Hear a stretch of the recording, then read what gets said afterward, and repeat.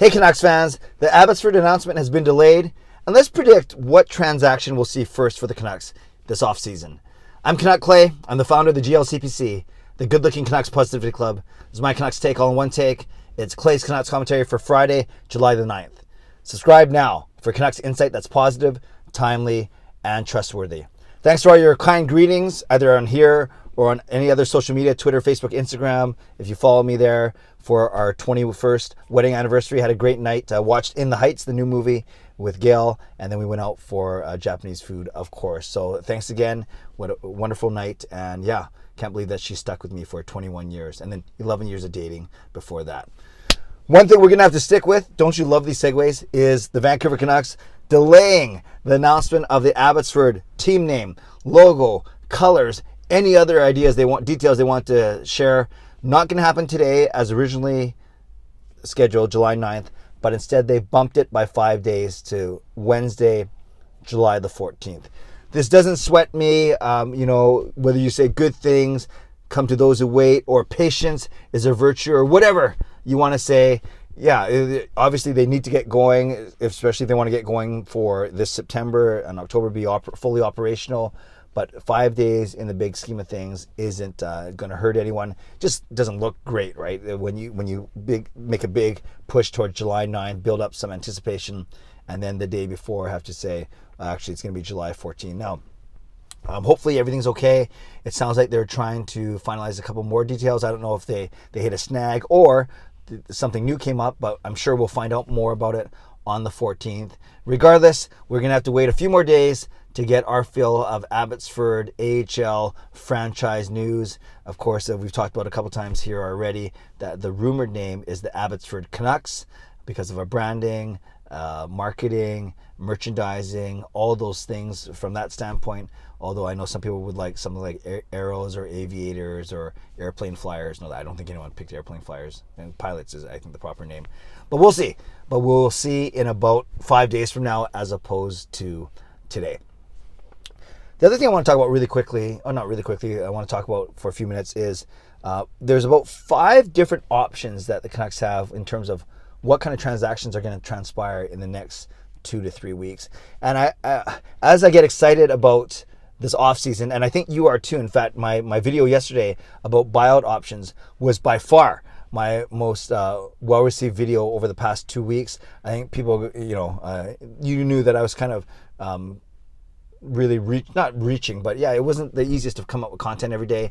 But hopefully, as the news cycle starts to keep going and the Canucks start to make more news, that we're going to have more things to talk about from basically here until the season start in October. But we know of the key dates: expansion draft coming up on the 21st, entry draft on the 23rd, free agency on the 28th. But there are 3 or 4 things that could happen before that expansion draft. So I'm going to lay out 5 things, talk about each of them very quickly, and I would love for you in the comment section to write down, type out, I should say. No one's writing it down. You know what I mean? Type out in the comment section, which of these 5 things do you think will happen first? What's the first official Canucks transaction that we'll be talking about this offseason? So the first one I mentioned is the furthest away, potentially, but at least it's a set date.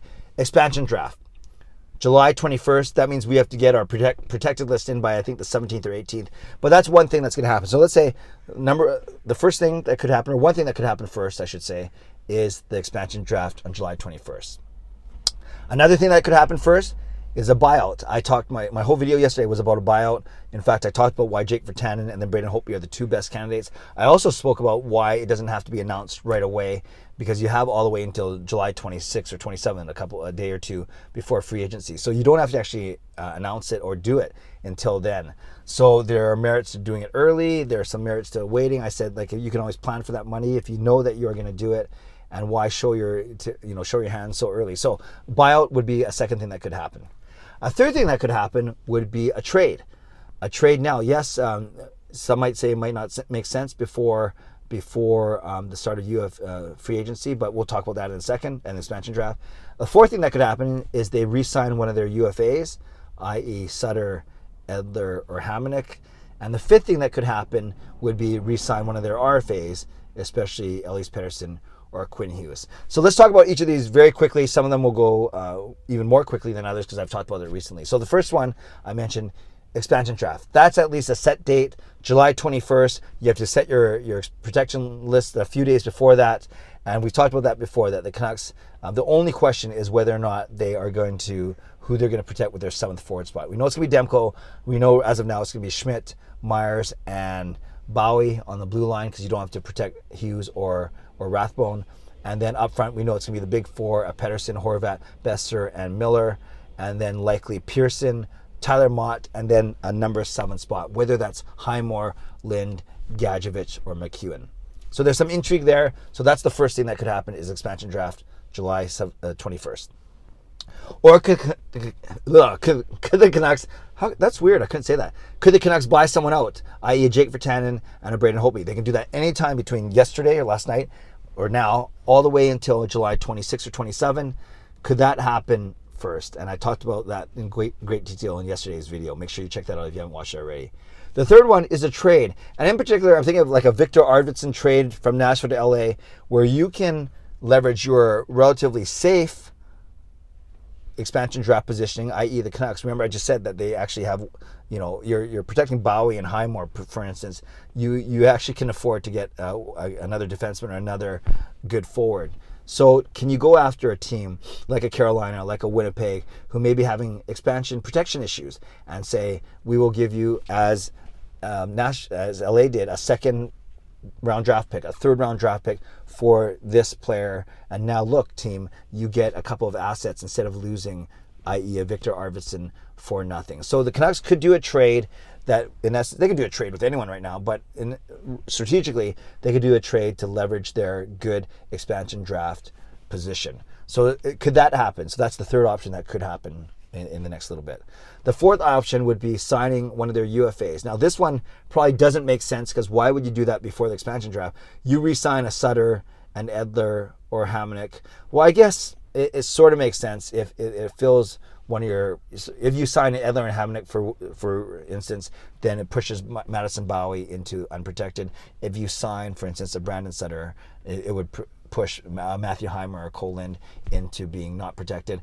So I guess you fill one of your protected spots with a veteran, but there's also no rush, because there's a week between the expansion draft, actually between the time you have to proclaim your list at July 17 to free agency opening on July 28. There's a good 10 or 11 days there where you can in earnest sign and announce your free agent signing. So they could, if they wanted to, and we've heard that they've talked to Edler's camp, haven't really talked to Sutter or Hamonic's camp. So with any returning UFAs, you can, or not returning, pending UFAs, you can obviously sign them now, but strategically, that one doesn't make sense to do before the expansion draft. And finally, there's the big one of the two big contracts that we're waiting word on. Elias Pettersson, likely a bridge. Quinn Hughes, likely long-term. I've talked about that many times before, and obviously going to go a long way to shaping how much money the Canucks will have going forward. And it's because of that I hope that the first thing that we hear is probably a Pettersson extension. That's what I want to hear first, or maybe even probably a Pettersson extension, or maybe they announce them on the same day. Regardless, I think that's the one that will dictate how much money you have. I guess a buyout would help with that too, but like I said, there's no rush for that. So at least signing one of your two big, or both of your RFAs, you now know how much money you have to play with, and then you can how much you can spend on new players or trades for other players. So if I had to pick one, maybe it's more wishful thinking as I'm saying this out loud, I would hope that the first news we hear is new contracts for Elias Pettersson and Quinn Hughes. But in reality, what I think we're going to hear first is maybe a trade, whether it's major or minor, ahead of the expansion draft. So I think that what I want is announcement for contract extension for Pettersson and or Hughes. What I think is going to happen is I think we're going to hear about a trade, major or minor, prior to the expansion draft. And then, like I said, buyout comes later, signing UFAs comes later, and then the actual expansion draft comes a bit later. So those are my predictions. One of those two things. And I'd love to hear your predictions down below.